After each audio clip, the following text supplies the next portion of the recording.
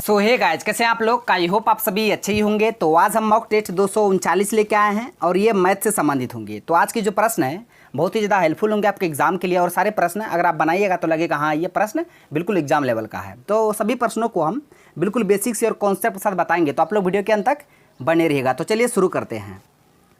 पहला प्रश्न है, प्रश्न को पहले हम पढ़ देते हैं। एक वृत्त में जीवा की लंबाई 30 सेंटीमीटर है। जीवा वृत्त के केंद्र से 8 सेंटीमीटर दूर है, जो जीवा के लंबवत है। तो वृत्त का व्यास आपको ज्ञात करना है, डायमीटर ज्ञात करना है। तो देखिए इसको बनाते कैसे, पहले हम एक सर्कल ले लेते हैं। प्रश्न आपको पढ़ के लगा होगा हाँ प्रश्न तो है खतरनाक वाला। तो इसको बनाते हैं हम। देखिए ये मान चलिए हम क्या सर्कल लिए, ठीक है सर्कल है ये। अब क्या बोला गया, जो बोला गया पहले वो हम कर रहे हैं। यहाँ पे बोला गया एक जीवा है जिसकी लंबाई 30 सेंटीमीटर, कोड है जीवा है, ये मान के चलिए जीवा है, इसकी लंबाई कितना है 30 सेंटीमीटर। जो बोला गया वो हम पहले कर रहे हैं, ठीक है। उसके बाद बोला गया है कि जीवा वृत्त के केंद्र से 8 सेंटीमीटर दूर है। तो वृत्त का केंद्र ये हुआ, यहाँ से लेकर यहाँ तक की दूरी जो है वो 8 सेंटीमीटर है। कितना है 8 सेंटीमीटर है। ये फालतू आ गया, इसको मिटा देते हैं। ये 8 सेंटीमीटर है। देख रहे हैं जो बोला गया पहले वो हम कर रहे हैं। बोला गया है एक वृत्त है, उसमें जीवा की लंबाई 30 सेंटीमीटर है। और बोला गया है कि जीवा जो है वृत्त के केंद्र से 8 सेंटीमीटर दूर है, 8 सेंटीमीटर दूर है।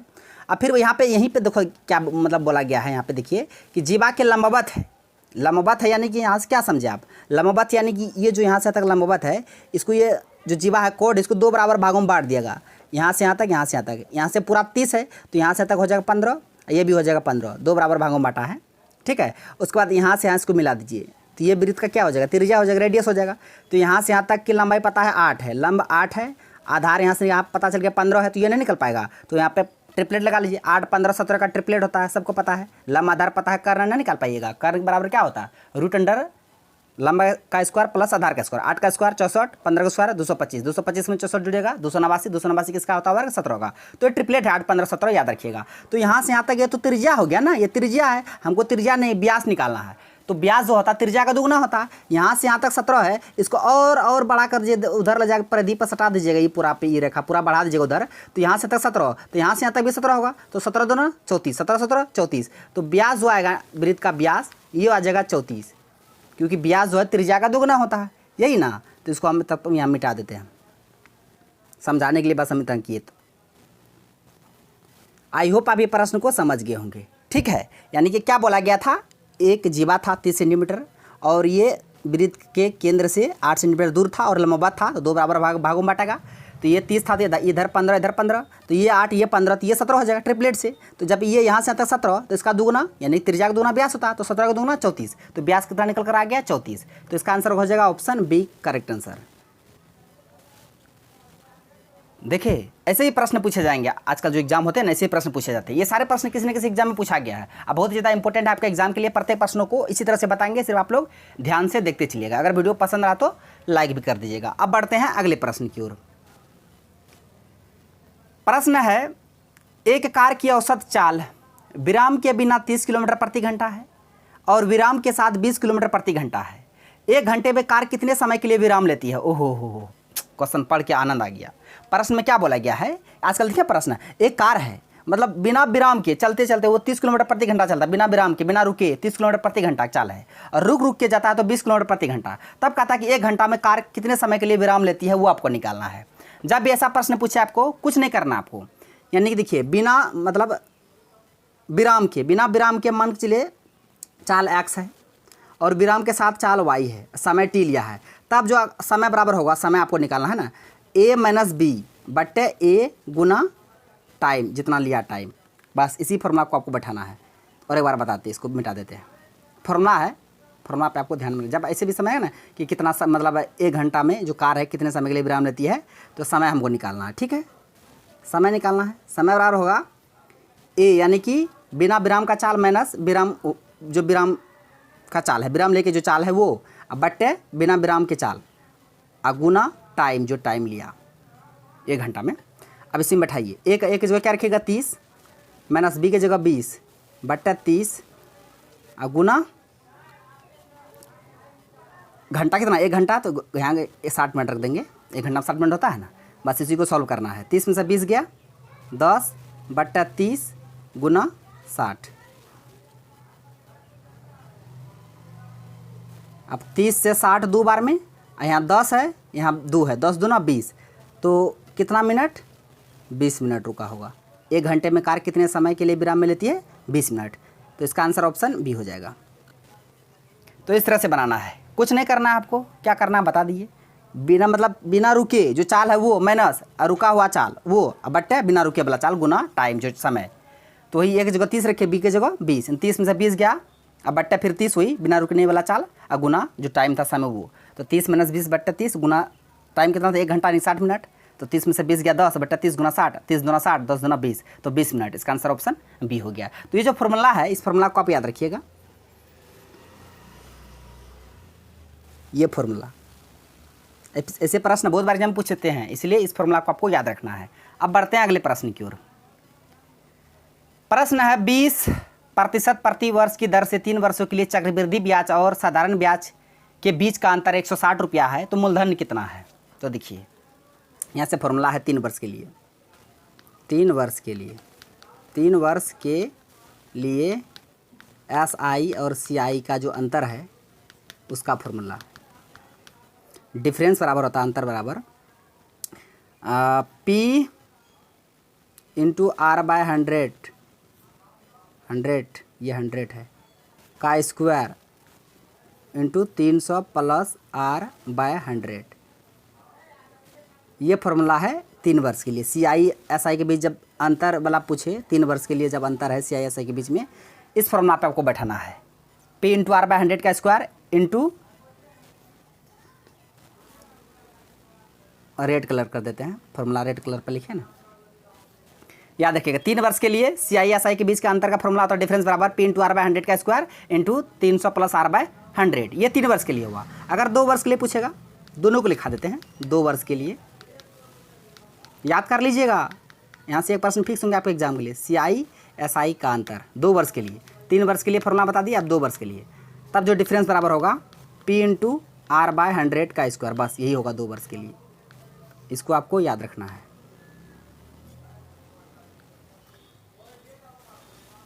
दो वर्ष के लिए CI SI के बीच डिफरेंस का फॉर्मूला ये है, 3 वर्ष का ये है। तो प्रश्न में यहाँ पे कितना वर्ष का है? 3 वर्ष का डिफरेंस वाला है, तो 3 वर्ष वाला फॉर्मूला बैठाएंगे। चलिए आप बैठाइए। डिफरेंस कितना है? 160 दे दिया है, तो 160 रखेंगे इधर, बराबर आपको P निकालना था, तो P की जगह P और R का जगह 20%, 20/100 का स्क्वायर इंटू 300 प्लस R का जगह 20 रखेंगे बट्टे 100। इसी को सॉल्व कर लीजिए। तो 160 बराबर P, यहाँ से कट जाएगा 20 से कम 20, 20 × 5 = 100, यानी 1 का स्क्वायर 1 बट्टे 5 का स्क्वायर 25 गुना 300 में 20 जुड़ेगा तो 320 बट्टे 100। अब काटा पीटी कीजिए। कैसे काटिएगा? तो यहाँ 160 से 320 2 बार में कटेगा, 2 से 150 बार में। हाँ, तो फिर P का जो मान आएगा तो 25 गुना 50 हो जाएगा, P का मान ही आ जाएगा। P का मान हो जाएगा 10 25 गुना 50, तो 25 × 5 = 125 में 1 0 बैठ जाएगा। कितना आएगा? 1250। तो आपका आंसर क्या होगा? आपका आंसर ऑप्शन डी हो जाएगा, 1250 रुपया। तो मूलधन निकल गया। यही जो फॉर्मूला लिखा है 3 वर्ष 2 वर्ष की जो अंतर है CI SI का, तो इसका आप याद रखिएगा। इसको, इस फॉर्मूला को बहुत ज़्यादा इंपॉर्टेंट है आपके एग्जाम के लिए। तो फॉर्मूला याद रखिएगा दोनों का, 3 वर्ष का भी 2 वर्ष का भी। तो अब बढ़ते हैं अगले प्रश्न की ओर, और इन सारे प्रश्न का PDF करेजी जैसा डा के नाम से टेलीग्राम में चैनल है, वहीं पर आपको मिल जाएगा। प्रश्न है, यदि कपिल 20 आमों को 50,000 रुपया में बेचता है, तब उसे 5 आमों के क्रय मूल्य के बराबर लाभ होता है, तो 1 आम का क्रय मूल्य कितना है? गया जमाना कि इतना आम खरीदा है, इतना प्रॉफिट हुआ, आप बताइए क्रय मूल्य। इतना आम खरीदा है, इतना आम बेचा, कितना हानि हुआ। ऐसे प्रश्न नहीं पूछता है। देख लीजिए प्रॉफिट लॉस से कैसे प्रश्न पूछे जाते हैं आजकल के एग्जाम में, कि कपिल 20 आम को 50,000 में खरीदा और उसको जो लाभ हुआ 5 आम के क्रय मूल्य के बराबर लाभ हुआ, तब कहता है 1 आम का क्रय मूल्य ज्ञात कीजिए। तो देखिए जब ऐसे प्रश्न पूछेगा तो बनाते कैसे है, देखिए बिल्कुल आराम से। 1 आम का क्रय मूल्य, हम मान लीजिए 1 आम का क्रय मूल्य x मान लेते, एक आम का क्रय मूल्य यानी CP, बिल्कुल बेसिक से x रुपया, 1 आम का CP x रुपया। तो 20 आम बेचा है तो 20 आम का CP पहले निकाल लेते हैं। 20 आम का CP, 1 आम का CP x रुपया, 20 आम का CP 20x रुपया, ठीक है। उसके बाद देखिए प्रॉफिट बराबर क्या होता है, फॉर्मूला जानते हैं, प्रॉफिट बराबर होता है SP - CP होता है, प्रॉफिट बराबर SP - CP होता है। इसको देखिए, उसे 5 आमों के क्रय मूल्य के बराबर लाभ होता है, 5 आम के क्रय मूल्य के बराबर लाभ होता है। तो यहाँ प्रॉफिट जो क्या रखेंगे, 5 आमों के क्रय मूल्य के बराबर, यानी 5 CP के बराबर लाभ होता है, बराबर SP कितना है, 50,000 रुपये में बेचा है, माइनस CP कितना है 20 आम का, तो 20x, 20 एक्स मानिए या 20 CP मान लीजिए। यहाँ रखिए ना, क्या कीजिए यहाँ पे, रुकिए इसको यहाँ हटा देते हैं, नहीं फिर कहिएगा ये 5 CP कहाँ से है, उसको भी समझा देते हैं। मानेगा ऐसे ही, लेकिन उसको बता देते हैं। जिस तरह देखिए, पहले क्या माने थे, 1 आम का CP 100 रुपया, 20 आम का CP 20 100 रुपया। अब उसके बाद देखिए ये जो लाइन बोला गया, इस लाइन को यहाँ पे लिख देते हैं कि तब उसे 5 आमों के क्रय मूल्य के बराबर लाभ होता है। तब जिससे लाभ होता है, प्रॉफिट होता है, यहाँ लिख देते हैं, प्रॉफिट जो होता है 5 आमों के क्रय मूल्य के बराबर है। 1 आम का क्रय मूल्य x है, तो 5 आम का क्रय मूल्य कितना, 5x होगा, तो प्रॉफिट इसको 5x हो रहा है। बस यही, इसी पॉइंट को आपको फॉर्मूला पे बैठाना है। पहले हम क्या किए, 1 आम का CP मान लिया 100 रुपया, 20 आम का CP 20 से 100 रुपया। और तब यहाँ कह दिया कि 5 आमों के क्रय मूल्य के बराबर लाभ होता है, तो 5 आम का क्रय मूल्य के बराबर लाभ होता है, तो 5x का लाभ हो रहा है। आप बैठा दिए सूत्र में, लाभ बराबर क्या होता है, SP माइनस CP। तो लाभ कितना, 5x, तो प्रॉफिट जो 5x बराबर SP कितना, 50,000 में बेचा है, माइनस CP कितना, 20x। तो माइनस 20x इधर आएगा, तो plus 20x, 5x plus 20x बराबर 50,000। तो 20 5 25x बराबर 50,000। देख रहे हैं। उसके बाद यहाँ से x मान निकलेगा, तो 25 से कट जाएगा, 25 दूना 50, 3 जीरो बैठ जाएगा। तो x का मान कितना आ गया, 2,000 रुपया आ गया। तो बस x क्या माने थे, 1 आम का CP, तो 1 आम का क्रय मूल्य कितना, 2,000। तो इसका आंसर क्या हो जाएगा, इसका आंसर ऑप्शन ए हो जाएगा, 2,000 रुपया।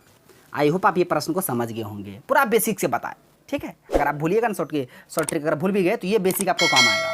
पहले हम क्या किए, 1 आम का CP मान लिए, फिर 20 आम बेचा, तो 20 आम उसके पास रहेगा, तब ना 20 आम को बेचेगा, तो 20 आम का CP भी मान लिए। उसके बाद कहा रहा है कि 5 आमों के CP के बराबर लाभ होता है, CP x माने, तो जो लाभ हुआ उसको 5x हुआ। अब बस वही बैठा दिए प्रॉफिट का सूत्र में, फॉर्मूला में, प्रॉफिट बराबर होता है SP माइनस CP, जहाँ जो वैल्यू था पुट करके आंसर निकाल लिए। बस ऐसे ही आपको करना है। तो अब बढ़ते हैं अगले प्रश्न की ओर। देख रहे हैं, प्रश्न चुन चुन के ले के आए हैं, ताकि यहाँ से एग्जाम में डायरेक्ट क्वेश्चन फंस जाए, लड़ जाए। प्रश्न है कि एक व्यक्ति अपनी पूरी यात्रा को 2 बराबर भागों में विभाजित किया है, पूरी यात्रा को 2 बराबर भागों में बांट दिया है, और उन्हें क्रमशः 18 किलोमीटर प्रति घंटा और 24 किलोमीटर प्रति घंटा की चाल से 35 मिनट में तय करता है।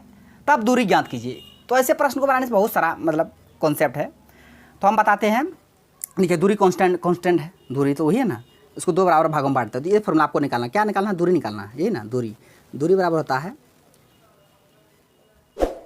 2AB by A plus B, average वाला formula, average speed into time. बस इसी में बैठा दीजिए। 2 गुना A की जगह 18 किलोमीटर, B की जगह 24 किलोमीटर, फिर दोनों का योग 18 24 जोड़िएगा तो 8 4 12, 2 1 3 1 4 42, और गुना टाइम कितना है, 35 मिनट, 35, और घंटा में बजेगा 60 से भाग कीजिए। बस इसी को काटापेटी कर दीजिए, आपका दूरी निकल कर आ जाएगा, डिस्टेंस। तो कैसे काटेंगे, 7 छक्के 42, 7 पाँचे 35, 6 चौके 24, 4 से 60 15 बार में, 5 से 15 3 बार में, ठीक है। और फिर 3 से 18 6 बार में, 6 दूना 12। तो दूरी कितना निकल कर आ गया, 12 किलोमीटर। दूरी बराबर 12 किलोमीटर। कैसे कैसे आया, तो काट कूट कर लीजिएगा। इसका आंसर क्या हो गया, ऑप्शन बी हो जाएगा, 12 किलोमीटर, ठीक है। बस इसी फॉर्मूला को बैठा लीजिएगा। अब बढ़ते हैं अगले प्रश्न की ओर। इसको इस तरह से भी कर सकते हैं, कैसे, देखिए, दूरी हम मान चलिए D मान लेते हैं।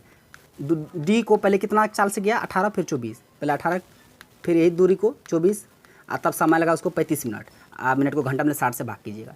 इसको सॉल्व करके यहाँ से D निकलेगा, वो एक तरफ का दूरी होगा, और दोनों तरफ से दूरी जो निकलेगा तब वो बन ये देते हैं ना, वो एक फिर कन्फ्यूज हो जाएगा। 18 24 का एलसीएम 72, 18 चौके 4D, फिर 24 दिया 3D बराबर 35/60। तो 4 3 7D बट्टे 72 बराबर 35/60। तो 7 5 35, 5 से 60 12 बार में, 12 से 72 6 बार में। तो D बराबर कितना आ गया, 6। D बराबर 6 है दूरी, ये एक तरफ का दूरी हुआ, तो दोनों तरफ हमको आना ना, तो इसको 2 से गुना कीजिए। तो दूरी बराबर 6 दूना 12, तो 12 किलोमीटर हो जाएगा। बस ऐसे बनाइए या ऐसे बनाइए, जैसे आपको पसंद है, जैसे भी आप समझ पाते हैं वैसे बनाइए, ठीक है। तो इसका आंसर ऑप्शन बी हो गया, 12 किलोमीटर। नेक्स्ट है कि एक वस्तु विक्रेता 2 कुर्सियों में से प्रत्येक को 220 रुपये में बेचना चाहता है। इनमें से एक लेन देन पर उसे 10% का लाभ होता है, दूसरे पर 10% का हानि होता है। तो पूरे लेन देन में कुल लाभ या हानि कितना होगा। ओहो, क्या प्रश्न है।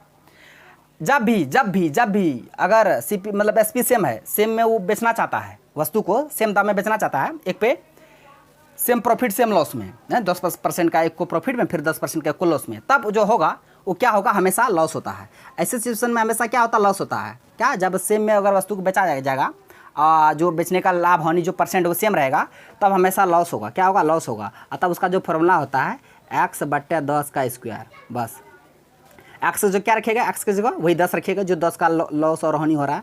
एक्स की जगह 10 रखेंगे, बट्टा 10 का स्क्वायर। 10 कटिए जाएगा तो 1 का स्क्वायर, 1 का स्क्वायर 1% का हमेशा क्या होगा? लॉस। ऐसे सिचुएशन में हमेशा लॉस होता है, तो 1% का लॉस होगा। तो इसका आंसर ऑप्शन डी हो जाएगा, 1% का लॉस। यहाँ देखिए ऑप्शन बी में 1% लाभ भी है, लाभ कभी हवे नहीं करेगा, इसे में हमेशा लॉस होगा तो 1% का लॉस होगा। बस ये फॉर्मूला को आप याद रखिएगा,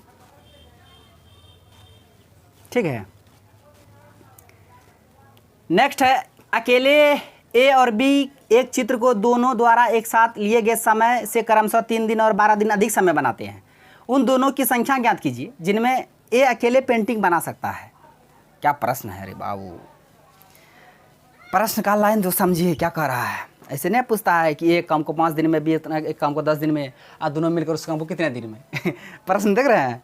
अकेला ए और बी एक चित्र को दोनों द्वारा एक साथ लिए गए समय से क्रमशः 3 दिन 12 दिन अधिक लेता है। तो यहाँ से देखिए ए और बी जो समय लेता है, ए और बी मान के चलिए एक्स लेता है, तब ए जो लेगा वो एक्स से 3 दिन अधिक यानी x+3 लेगा। अब तब जो बी लेगा वो एक्स से 12 दिन अधिक तो x+12 लेगा। कहने का मतलब ये हुआ, अगर ए बी दोनों x दिन में काम करता है तो ए x+3 3 दिन में और बी x+12 दिन। बस इसी को आपको यहाँ से आपको x का मान निकालना है, ठीक है। तो देखिए यहाँ से ए का एक दिन का काम कितना होगा, 1/x+3, फिर बी का एक दिन का काम होगा x+12, फिर दोनों का मिला के एक दिन का काम होगा 1/x।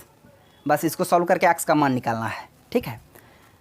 तो आ जाएगा, देखिए तो इसका एलसीएम तो ही आएगा x+3 x+12, पूरा बेसिक्स। x+3 x+3 एक बार में, फिर यहाँ x+12 आ जाएगा, प्लस x+12 खत्म, x+3 हो जाएगा यहाँ बराबर 1/x। पूरा बेसिक से बता रहे हैं, देखते चलिएगा। x2x प्लस 15 बट्टे x गुना x square plus 12x plus 3x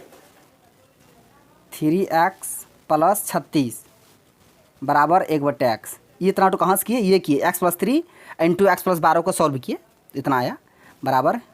दूसरा पेज लेते हैं, 2x प्लस 15 था बट्टे x square plus 15x plus 36, x square plus 15x plus 36 बराबर 1/x।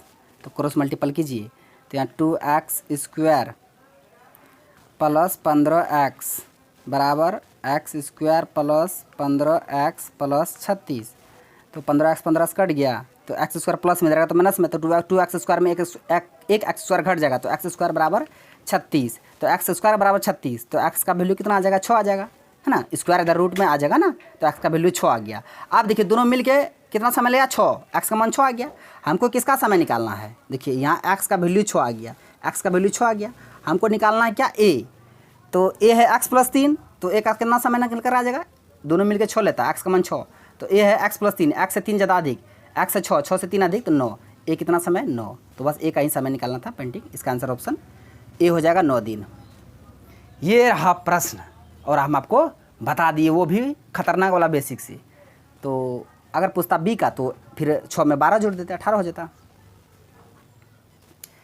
प्रश्न ये आज का लास्ट है, आज गर्मी बहुत है। एक पाइप एक टंकी को 12 घंटे में भर सकता है और दूसरा पाइप उसी टंकी को 18 घंटे में खाली कर सकता है। यदि दोनों पाइप को एक साथ खोल दिया जाए तो टंकी कितने समय में भर जाएगा, वो आसान है। ए है, बी है, ए भरने वाला है 12 घंटे में, ये खाली करने वाला 18 घंटे में। दोनों कैल्शियम लेंगे, टोटल वर्क आ जाएगा कितना, 36, 12 तिया 36, 18 दोनों 36, ये खाली करने वाला है। तब कहता है कि दोनों को एक साथ खोल दिया जाए तो कितना समय में, समय मतलब टोटल वर्क कितना 36 है। दोनों को एक साथ खोलेंगे, एक भर रहा है खाली कर रहा है, तो 3 में से 2 गया 1, 1 से 1 क्षमता से भरेगा तो कितना 36 घंटा लगेगा। आसान था। इसका आंसर ऑप्शन सी हो जाएगा 36 घंटा। तो फ्रेंड्स आज का प्रश्न बस यहीं तक था। सारे प्रश्नों को आई होप बिल्कुल बेसिक से कॉन्सेप्ट सब बता दी। यदि आपको वीडियो अच्छा लगा तो हमारा वीडियो को लाइक कीजिए और शेयर कीजिए तथा हमारा यूट्यूब चैनल कर दीजिए, सड्डा को सब्सक्राइब करें और बेल आइकन को भी हिट कर दीजिए ताकि हर एक लेटेस्ट वीडियो का नोटिफिकेशन तुरंत आप तक पहुंच जाए। Thanks for watching video. धन्यवाद। अब मिलते हैं नेक्स्ट वीडियो में नेक्स्ट टॉपिक के साथ। तब तक के लिए जय हिंद।